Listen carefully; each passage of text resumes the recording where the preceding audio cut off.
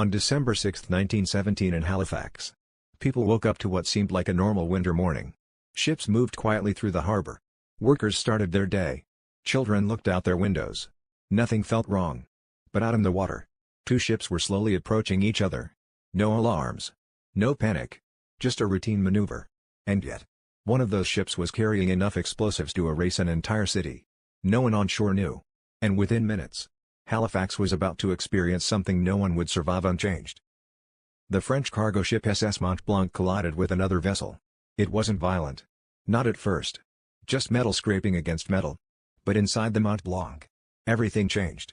The ship was loaded with TNT, picric acid, and fuel. Highly unstable. Deadly. A fire started almost immediately. Flames began climbing the deck. The crew didn't try to stop it. They couldn't. Because they knew something the city didn't. This ship wasn't just burning. It was counting down. The burning ship drifted closer to the city. Thick black smoke filled the sky. On land, people gathered to watch. Curious. Confused. Some even got closer. Firefighters rushed toward the flames. Families stood at their windows. No one warned them. No evacuation. No clear danger. Just a growing fire.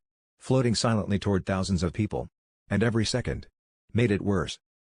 At exactly 9:04 a.m., everything ended. A blinding flash. Then, nothing but destruction. The explosion tore the ship apart instantly. A shockwave ripped through Halifax. Buildings collapsed. Glass turned into deadly shrapnel. Entire neighborhoods vanished. The air itself became a weapon. For a moment, there was silence. Then came the screams. Over 2,000 people died. More than 9,000 were injured.